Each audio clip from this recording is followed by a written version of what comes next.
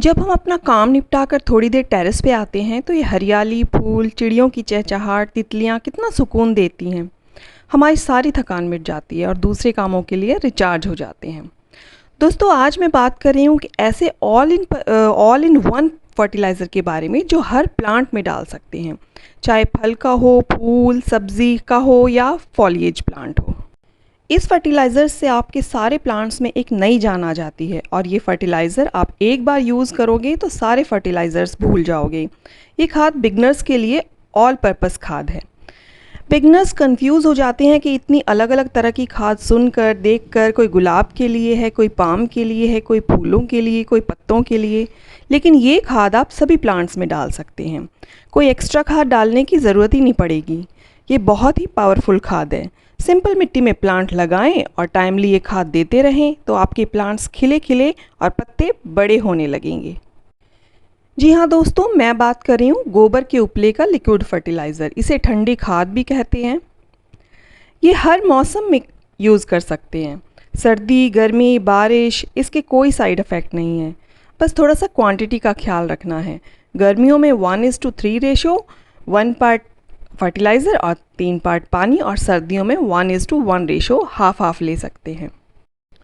अलग अलग तरह की खाद खरीदने की कोई ज़रूरत नहीं। ये बजट फ्रेंडली है, इको फ्रेंडली है, ईज़िली अवेलेबल भी है। मेरे लिए तो ये फ्री की खाद है। जब हम अपने गांव जाते हैं, हमारा गांव पास में ही है, दिल्ली हरियाणा बॉर्डर के पास में ही, लेकिन शहर तो हम इसे वहाँ से जब भी जाते हैं बोरी में भर के गाड़ी में रख ले आते हैं। तो मेरे लिए तो ये फ्री की है। शहरों में अगर आपके घर के आसपास डेयरी वगैरह है तो भी ये इजीली अवेलेबल हो जाएगी।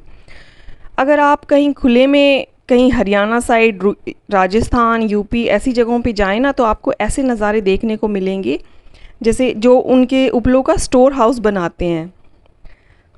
वहाँ से आपको बोरी भर के 100-200 रुपये में मिल जाएगी, वरना ऑनलाइन तो अवेलेबल है ही। देखिए मेरी कर्टिन वाइन और ये टर्टल वाइन, ये सब, इनमें मैं ये सब यूज़ करती हूँ। तो कितनी ग्रीन, और इनके पत्ते भी खूब बड़े बड़े आते हैं। दोस्तों, इसको मैं अपने सब तरह के ही प्लांट्स में डाल लेती हूँ। तो ये कर्टेन वाइन, ये देखिए पुदीना कितना बढ़िया हो रहा है, बैंगन, इन सब में भी, फ्रूटिंग, फ्लावरिंग, सब तरह के प्लांट्स में डालती हूँ। मंथ में बस एक बार यूज़ करती हूँ लिक्विड फर्टिलाइज़र इन सब में, जैसे कि टर्टल वाइन, पुदीना, बैंगन, मधुमालती, ये देखिए करी पत्ता, इसकी लीव्स, और ये कितना घना हो रखा है। ये सब पॉट में ही लगे हैं और पत्ते भी कितने बड़े बड़े और लश ग्रीन हैं।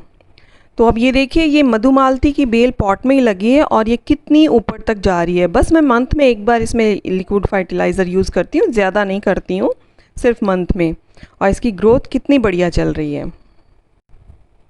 ये सब्जियों के कुछ लगे हुए हैं जैसे घिया, तोरी, करेला वगैरह, तो इसमें भी ये यूज़ कर सकते हैं। इनके पत्ते भी हेल्दी रहेंगे और इनकी बढ़त भी अच्छी तरीके से होगी। तो और ये जैसे कि पोटुला का फ्लावर्स है, इनके साइज़ को भी बढ़ाता है, फ्लावरिंग के साइज़ को। और मनी प्लांट्स के लिए तो बहुत ही अच्छा फर्टिलाइज़र है। तुलसी में देखिए, तुलसी के पत्ते जब छोटे हो जाते हैं तो हम उसमें भी डाल सकते हैं, तो उसके पत्ते काफ़ी बड़े बड़े आने लगेंगे। और पुदीना वगैरह के भी पत्ते। इसमें 50% नाइट्रोजन, 30% की मात्रा में पोटैश और फास्फोरस होता है, और बाकी manganese, humic acid, sulphur, iron etcetera जो स्मॉल क्वांटिटी में प्लांट्स को चाहिए वो भी इसमें अवेलेबल है। कुल मिलाकर एक कंप्लीट फर्टिलाइज़र है। दोस्तों, काऊ डंग बेसिकली एक रेसिड्यू है अनडाइजेस्टेड प्लांट मैटर का, जो कि एनिमल्स के इंटरनल प्रोसेस के बाद बाहर आता है, और वो मिनरल्स में बहुत ही रिच है। पुराने ज़माने में हमारे किसान इसी खाद का यूज़ करते थे फसलों के लिए, और वही फसल का हरा चारा पशुओं को देते थे। इस तरह से ये साइकिल चलती रहती थी। लेकिन पॉपुलेशन बढ़ने के साथ प्रोडक्शन बढ़ाना था, तो सिर्फ गोबर खाद पर डिपेंड नहीं रह सकते थे, तो उन्हें केमिकल फर्टिलाइज़र्स की तरफ स्विच होना पड़ा। लेकिन क्वालिटी जो है वो गिरती चली गई, पर यह उनकी मजबूरी थी प्रोडक्शन बढ़ाने के लिए। लेकिन हमने कौन सा अपने सब्जियों को मंडी में बेचने जाना है। थोड़ी सी भी सब्ज़ी या फ्रूट्स हमारे टेरेस या गार्डन में लगे तो हमें एक अलग ही खुशी मिलती है, क्योंकि ये ऑर्गेनिक है और हमने खुद उगाई हैं। एक सेटिस्फेक्शन मिलता है। दोस्तों, ये खाद वाकई में तारीफ़ के काबिल है। बस थोड़ा सा स्मेल आ सकती है, लेकिन इसके गुणों के आगे वो कुछ भी नहीं।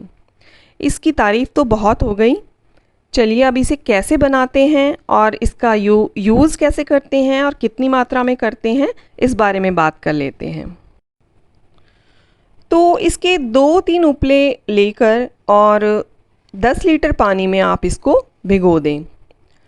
तो 2-3 दिन तो भीगने ही दें और ज़्यादा से ज़्यादा हम इसको 7 से 10 दिन तक भिगोए रहने दे सकते हैं। फिर मौसम का भी अलग अलग हिसाब है। गर्मियों में हम इसका 1 पार्ट लेंगे और 3 पार्ट पानी लेंगे, और सर्दियों में हम इसका हाफ रेशो लेंगे। आधा, जैसे 1 पार्ट ये खाद ली है और 1 पार्ट पानी मिला के हम अपने प्लांट्स में दे सकते हैं। फिर गमले का भी हिसाब है। 10 इंच के पॉट में 1 गिलास, और उससे बड़ा है तो उस हिसाब से 2 और 3 गिलास का यूज़ भी कर सकते हैं। और इसको फर्टिलाइज़र को हम शाम को दें और प्लांट्स में पानी भी ज़रूर दें। दोस्तों, ये फर्टिलाइज़र इंक्रीज़ करता है मिनरल स्टेटस ऑफ सॉइल को। सॉइल में ये मिनरल्स की मात्रा को बढ़ा देता है। Enhance the resistance of plants against paste and disease. तो जो कीड़े वगैरह और बीमारी लगती हैं तो उनसे जो है ये लड़ने में भी सहायक है। और स्टिमुलेट्स प्लांट ग्रोथ, प्लांट की ग्रोथ को बढ़ाने में भी सहायक है। एक बात और है कि ये जो रेसिड्यू बचता है तो इसका हम क्या करें। तो दोस्तों, ये बहुत ही काम की चीज़ है। इसे हम अपने कंपोस्ट बिन में भी डाल सकते हैं।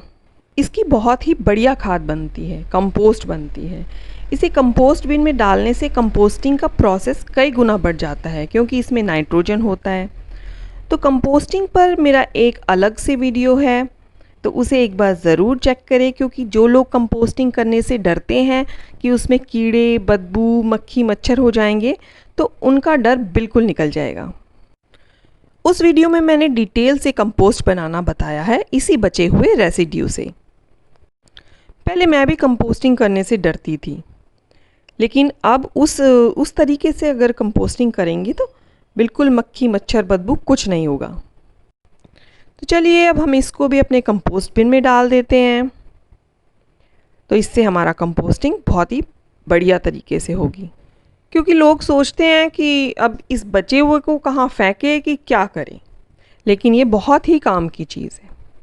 तो मैं इसको अपने कंपोस्ट बिन में डाल देती हूँ ले जाके। ये देखिए, ये मटके में मैं अपना कंपोस्ट तैयार करती हूँ। तो इसमें मैं ये डाल देती हूँ। तो दोस्तों, आज का ये वीडियो आपको कैसा लगा? अगर पसंद आया है तो लाइक ज़रूर करना। मेरे चैनल पर नए हैं तो सब्सक्राइब भी ज़रूर करना। मैं गार्डनिंग से, इसी तरह गार्डनिंग से रिलेटेड ऐसी ही वीडियोज़ आपके लिए लाती रहती हूँ। अगर आप शेयर करना चाहते हैं तो अपने नियर एंड डियर के साथ शेयर भी ज़रूर कीजिए, ताकि उन्हें भी इस पावरफुल खाद के बारे में पता चले। कंपोस्टिंग का मेरा वीडियो एक बार ज़रूर चेक कीजिए, ये बिगनर्स के लिए बहुत अच्छा है। इससे उनका डर बिल्कुल दूर हो जाएगा। इसका लिंक भी मैं इस अपने डिस्क्रिप्शन बॉक्स में डाल दूँगी। तो दोस्तों, मिलते हैं किसी नई वीडियो में नई जानकारी के साथ। तब तक के लिए सबको राम राम।